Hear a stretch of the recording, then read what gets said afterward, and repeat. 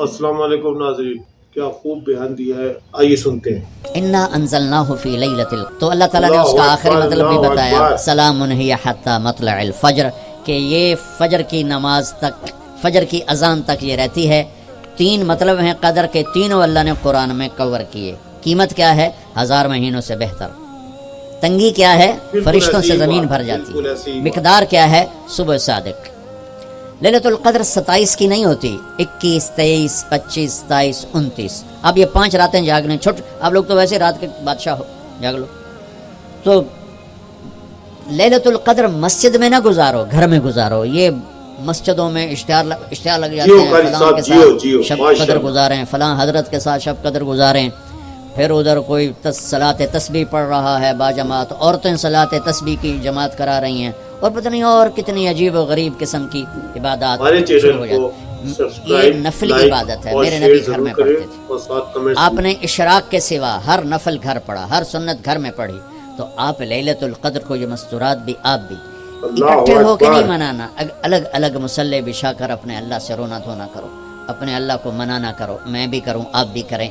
نوافل کی جیسے ابھی شب برات گزری تو اشتہار یہ میرا کلچر ہے، لہٰذا عورتیں عبادت کے لیے بھی اکٹھی ہوں گی تو غیبت شروع ہوگی، مرد مسجد میں اکٹھے ہوں گے وقت ضائع ہوگا، غیبت شروع ہوگی۔ میرے بھائی بہنوں، ہر نفل کو گھر میں گزار، اپنے گھر کو بابرکت بناؤ۔ اپنے گھروں میں نفل پڑھتے تھے۔ انہوں نے ایک دن فرمایا، میں نے زندگی بھر نہ ادھار خریدا نہ ادھار بیچا۔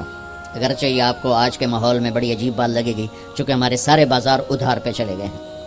انہوں نے نہ کبھی ادھار خریدا نہ جنت وحریرا متکئین فیہا علی الارائک لا یرون فیہا شمسا ولا زمہریرا ودانیۃ علیہم ظلالها وذللت قطوفها تذلیلا ويطاف عليهم بآنية من فضة وأكواب كانت قوارير من فضة قدروها تقديرا ويسقون فيها كأسا كان مزاجها زنجبيلا عينا فيها تسمى سلسبيلا ويطوف عليهم ولدان مخلدون إذا رأيتهم حسبتهم لؤلؤا منثورا وإذا رأيت ثم رأيت نعيما بملكا كبيرا عاليهم ثياب سندس خضر واستبرق وحلوا أساور من فضة وسقاهم ربهم شرابا طهورا إن هذا كان لكم جزاء وكان سعيكم مشكورا۔